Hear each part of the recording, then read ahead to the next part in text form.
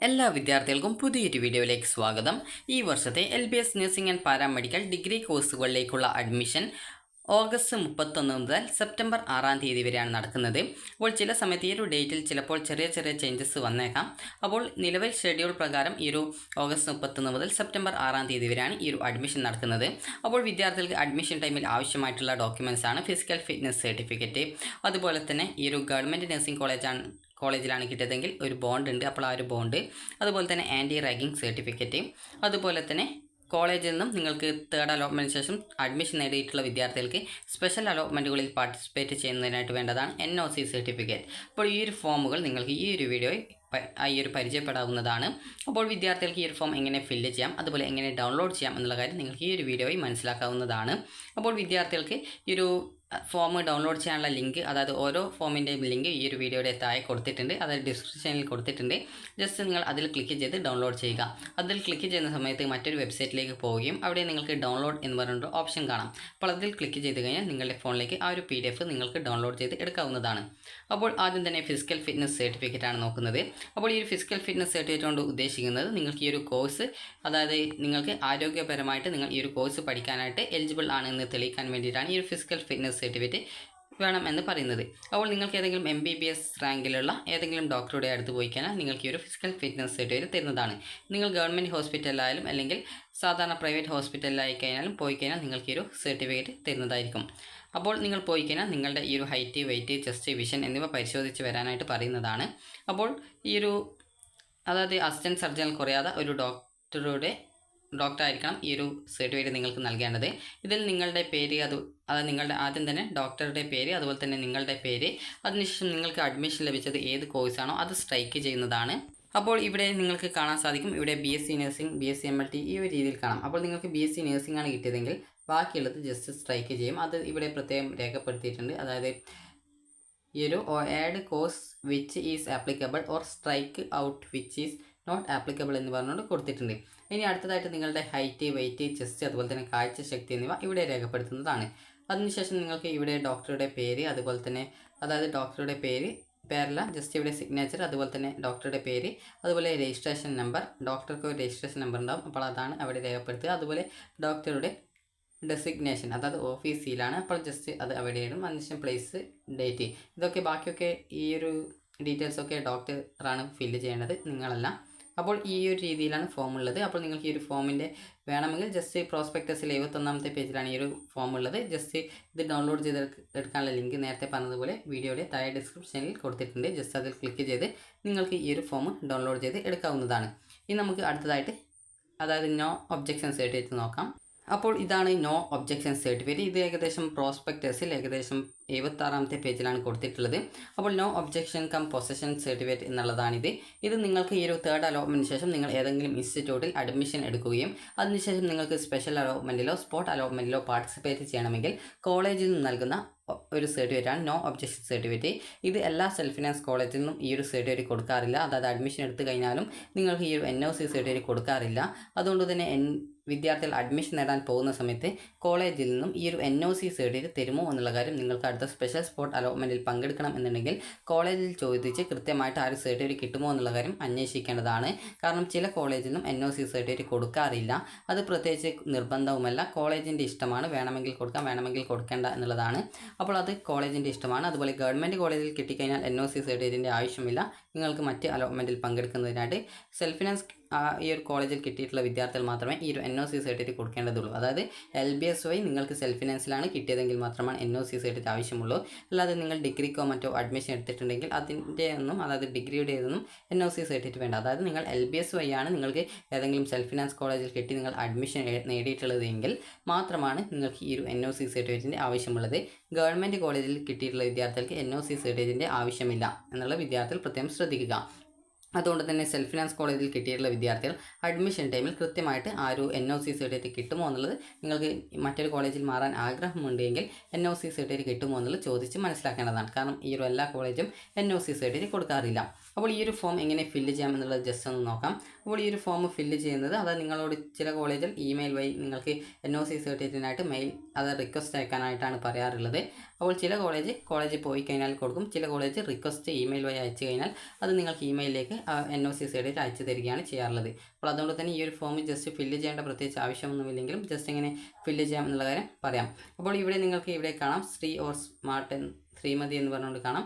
Just നിങ്ങൾക്ക് ഇവിടെ നിങ്ങളുടെ പേര് അതായത് അവിടെ നിന്ന് ഫില്ല് ചെയ്യുന്നതാണ്. അതുപോലെ സൺ ഓഫ് അല്ലെങ്കിൽ ഡോക്ടർ ഓഫ് എന്ന്, അതിനുശേഷം ഇവിടെ നിങ്ങളുടെ രക്ഷിതാവിൻ്റെ പേര്, അതുപോലെ തന്നെ സ്റ്റുഡൻറ്റ് ഓഫ് ഏത് കോഴ്സിലാണ്, അതായത് BSc നഴ്സിംഗ് ആണ് BSc നഴ്സിംഗ് കോഴ്സ്, അല്ലെങ്കിൽ BSc MLT ആണെങ്കിൽ അത്, അതുപോലെ തന്നെ ഏത് സ്പെഷ്യൽ അല്ലെങ്കിൽ സ്പോട്ട് അലോട്ട്മെൻറ്റിൽ പങ്കെടുക്കുന്നതിനായിട്ടാണ് നിങ്ങൾക്ക് ഈ ഒരു സർട്ടിഫിക്കറ്റ് ഇഷ്യൂ ചെയ്യുന്നത് എന്നുള്ളതാണ്. അതുപോലെ തന്നെ ഇതിൽ പ്രത്യേകം നൽകിയിരുന്നത് this is to further certify, അതായത് ഈ ഒരു certify that we are in possession of his her original certificate if she secure an admission in the spot allotment, the original certificate will be released and transfer certificate will be issued to him her unconditionally, അതായത് യാതൊരുവിധ കണ്ടീഷനും കൂടാതെ നിങ്ങൾ നൽകിയിട്ടുള്ള certificate അതുപോലെ നിങ്ങൾ നൽകിയിട്ടുള്ള കോളേജിൽ അടച്ചിട്ടുള്ള fees എന്നിവ തിരികെ നിങ്ങൾക്ക് തരും എന്നുള്ളതാണ് ഈ ഒരു നോൺ ഒബ്ജക്ഷൻ സർട്ടിഫിക്കറ്റ് കൊണ്ട് ഉദ്ദേശിക്കുന്നത്.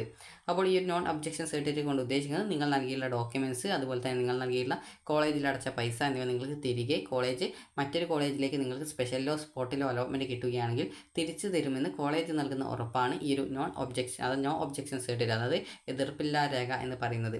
അപ്പോൾ ഇതിൽ നിങ്ങൾ അതിനുശേഷം ആ ഒരു name and signature of head of institution, അതായത് ആ ഒരു കോളേജിലെ പ്രിൻസിപ്പാളിൻ്റെ പേരും സിഗ്നേച്ചറുമാണ് ഇടുക. അതിനുശേഷം പ്ലേസ് ആൻഡ് ഡേറ്റ്, ഇതൊക്കെ ആ ഒരു നിങ്ങൾക്ക് അലോട്ട്മെൻറ്റ് ലഭിക്കുന്ന അതായത് അഡ്മിഷൻ നേടുന്ന കോളേജിൽ നിന്നാണ് ഫില്ല് ചെയ്യുക. ഇതിൽ പ്രത്യേകിച്ച് നിങ്ങൾ ഫില്ല് ചെയ്യേണ്ട വേറെ പ്രത്യേകിച്ച് കാര്യങ്ങളൊന്നുമില്ല.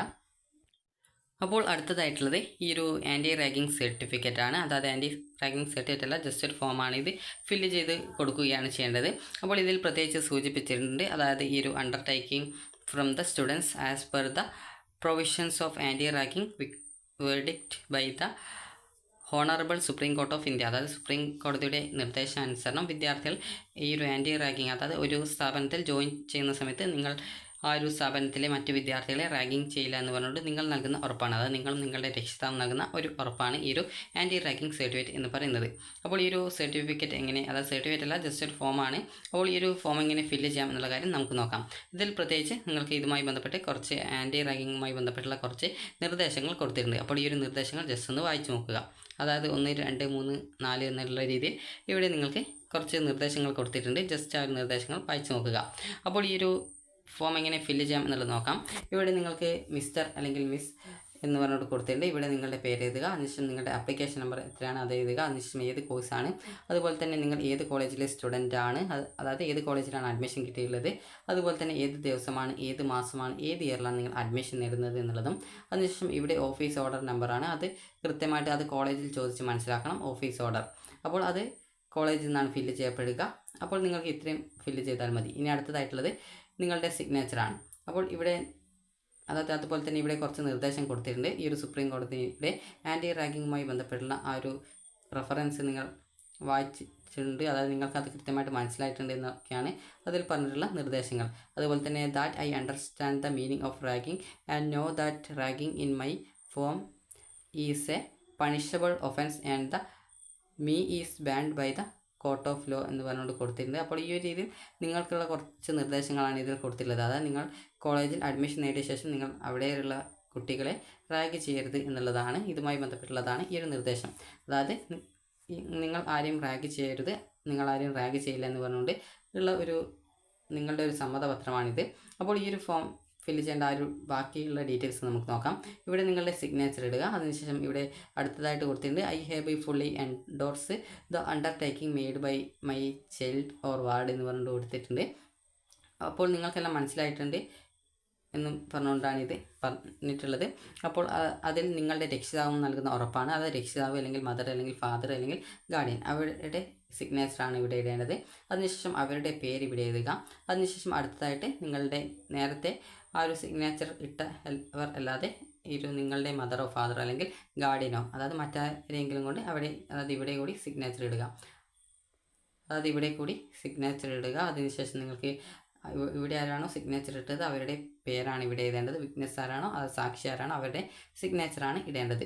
അപ്പോൾ ഈ ഒരു ഫോം നിങ്ങൾക്ക് സാധാരണഗതിയിൽ അഡ്മിഷൻ ടൈമിൽ തന്നെ ചില കോളേജ് വാങ്ങിക്കാറില്ല, പിന്നീടാണ് വാങ്ങിക്കാറുള്ളത്. ചില കോളേജുകൾ അഡ്മിഷൻ ടൈമിൽ തന്നെ ഈ ഒരു ഫോം വാങ്ങിക്കാറുണ്ട്.